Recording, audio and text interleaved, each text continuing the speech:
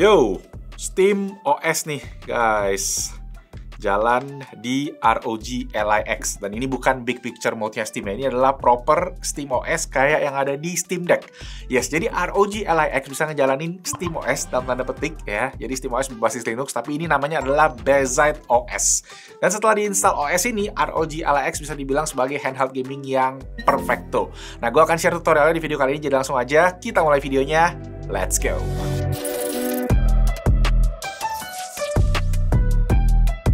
So, Asus ROG Ally X akhirnya kesampaian juga buat nyobain handheld gaming PC terbaru dari ROG di 2024 ini. Nah, kalau kalian belum pada tahu atau udah tahu reviewnya, that's good. Dan kalau belum, gua rangkum aja sedikit ya.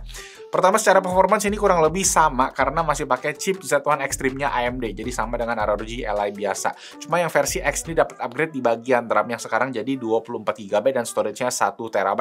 Layar 7 inci 120Hz VRR juga dapat upgrade. Sekarang lebih terang di 500 nits dan dapat perlindungan Gorilla Glass Victus with DXC coating yang mengurangi pantulan cahaya sampai 40%.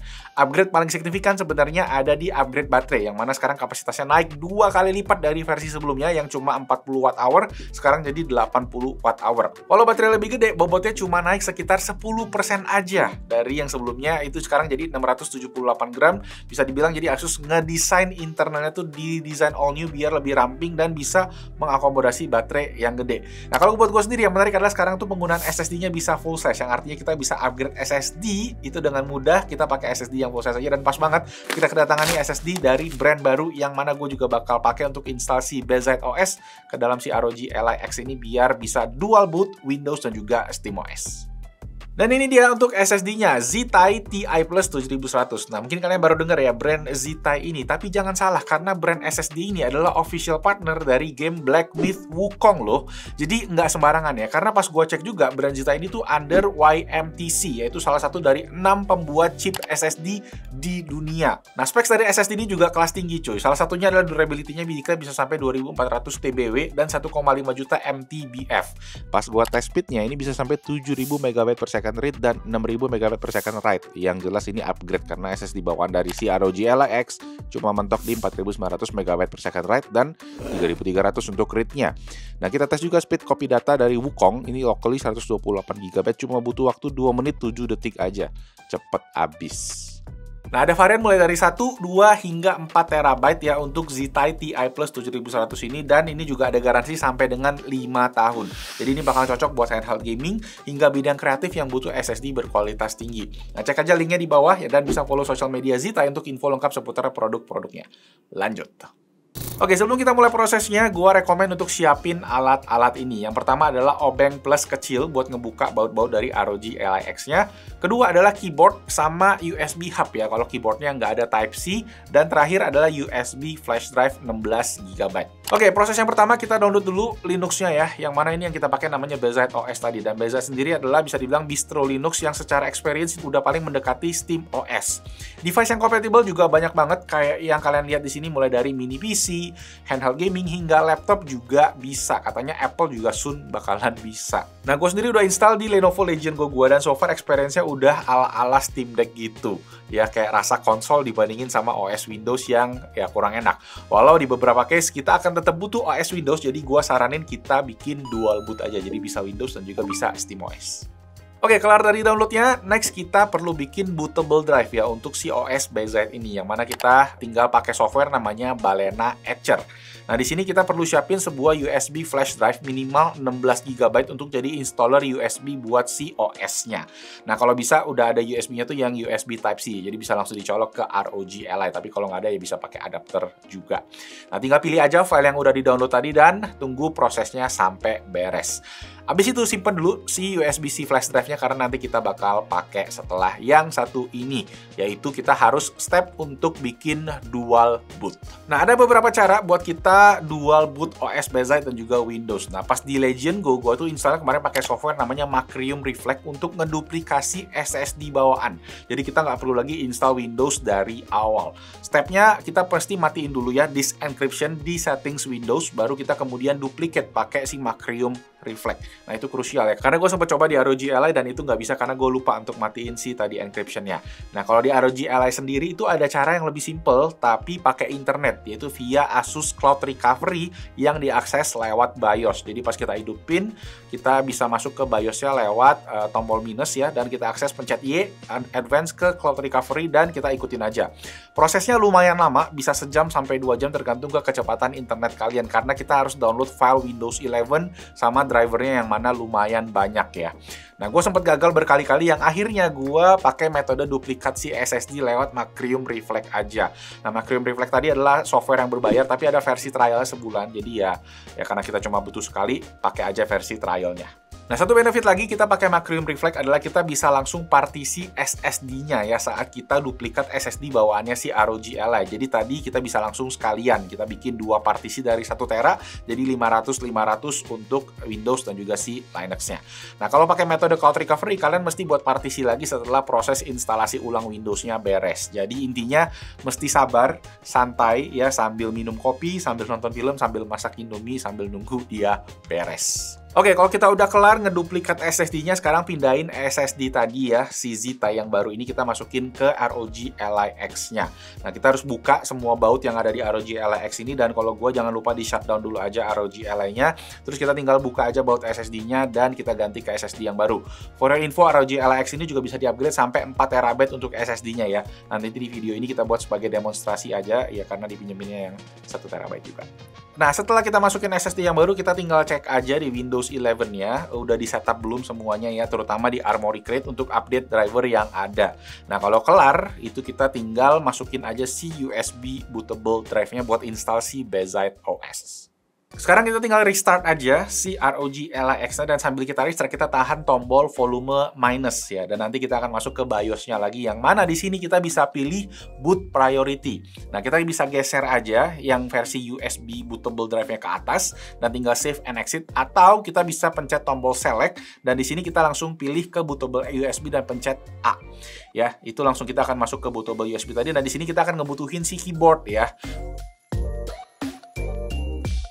Oke, sekarang kita udah masuk ke Bezite interface-nya, dan kita tinggal pilih bahasa yang kita mau dipakai, next, dan pilih installation destination, yaitu di drive yang tadi kita udah partisi. Kita pencet automatic aja, dan kita akan perlu masuk satu lagi, ini adalah ke user creation, dan ini wajib dibikin ya, karena ini penting banget, diingat, jangan sampai di skip ya, dan passwordnya juga harus diingat, karena itu bakalan dibutuhin berkali-kali di nanti Bezite OS-nya. Nah, untuk namanya bebas, passwordnya aja yang sekali lagi harus diingat. Kalau udah selesai, tinggal klik kanan bawah, yaitu Begin Installation, dan kalian bisa tunggu sekitar 10-15 menit, dan setelah selesai, kita bisa pencet Reboot Device.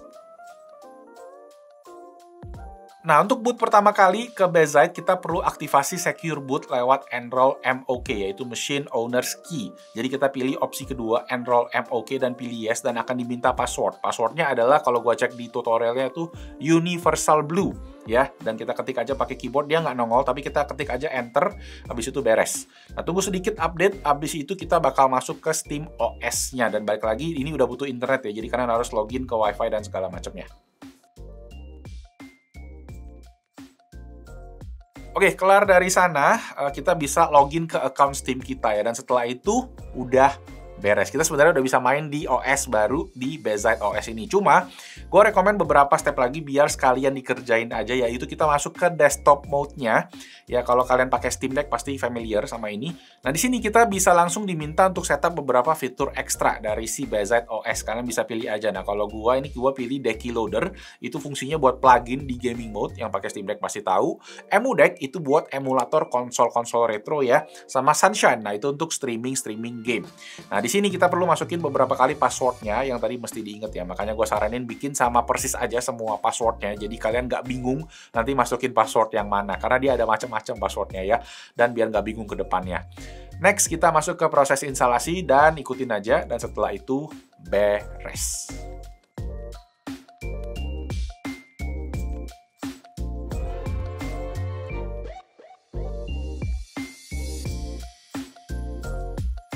Oke, that's it. Sebenarnya step by stepnya udah kurang lebih beres ya. Kita bisa balik lagi ke gaming mode untuk mulai install game. Atau kalau kalian mau stay di desktop mode, kalian bisa copy paste datanya juga tadi gamenya ke dalam foldernya.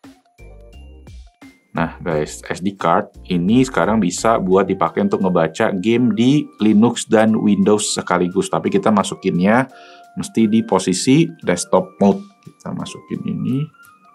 Oke.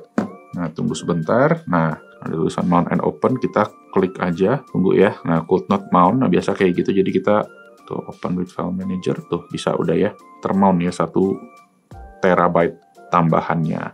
Jadi kalau dia udah termount, nanti kita masuk juga ke Steam, terus kita ke settings, terus ke storage. Nah di sini kita add drive, tuh ada micro SD ya, kita add aja. Nah nanti di micro SD-nya, tuh game-game yang kalian sudah punya sebelumnya bisa dipakai juga di sini, gitu. Nah, satu hal yang perlu diperhatiin adalah kalau kita balik ke gaming mode, sekarang itu TDP control dari OS bawaannya itu nggak bekerja ya. Jadi kita memerlukan yang namanya si handheld daemon. Nah, itu adalah si BZ OS-nya punya. Nah, cara nongolin si handheld daemon-nya adalah dengan kita tekan tombol Armory Crate yang ada di bawah start itu 2 kali ya, biar dia nongol si side panel-nya. Nah, di sini kalian bisa atur mulai dari TDP, bisa atur controller, RGB, dan masih banyak settingan-settingan lain yang kalian bisa lihat di sini. Yang gue suka itu kita ada toggle mode TDP ya, yaitu dengan pencet select plus Y, dan RGB yang ada di analog itu akan ganti-ganti nunjukin warna atau mode si TDP-nya. Oke, jadi itu tadi untuk tutorial instalasinya BZ OS ala Steam Deck udah komplit di ROG Ally X-nya. Secara keseluruhan, cara kerjanya bakalan kayak Steam Deck yang punya beberapa plus dan minus. Nah, gue jelasin plusnya dulu ya. Yang pertama pastinya sleep mode-nya yang sekarang instan ya. Jadi kalau kalian pakai Windows mungkin kalian berapa kali gue tuh ngerasa tiap kali kita sleep dan gue mesti restart itu tuh jadi agak lama. Setelah gue pakai SSD Zeta ini, gue ngerasa kayaknya sleep-nya jadi lebih cepat ya, mungkin karena speed SSD-nya yang tinggi.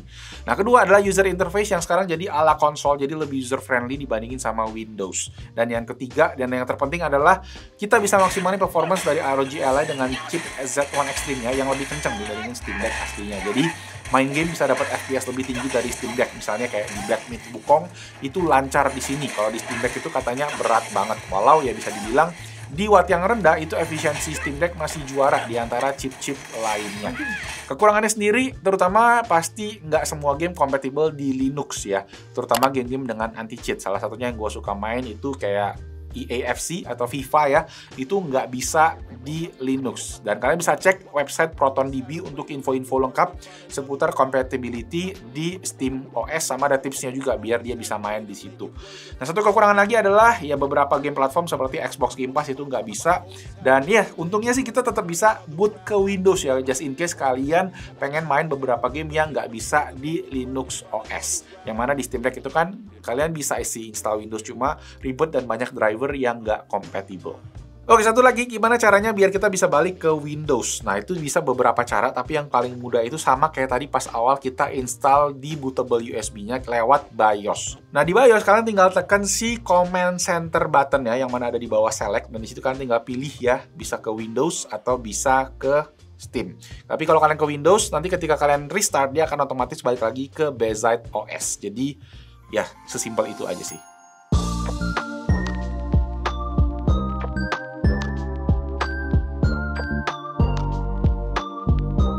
And ya, that's it. Semoga tutorialnya membantu, dan seperti yang gue mention di awal, ini juga bisa diaplikasikan ke handheld gaming lain, misalnya Lenovo Legion Go atau bahkan ROG Ally yang biasa itu juga bisa. So, semoga videonya membantu. Dan kalau kalian ada lagi yang mau ditanyain, di komen aja di bawah, nanti kita diskusi di sana. Dan thank you semua yang udah nonton. Nama gue Malvin. I'll see you guys on the next video. Kita otak-atik lagi yang aneh-aneh. Ciao. Zitai.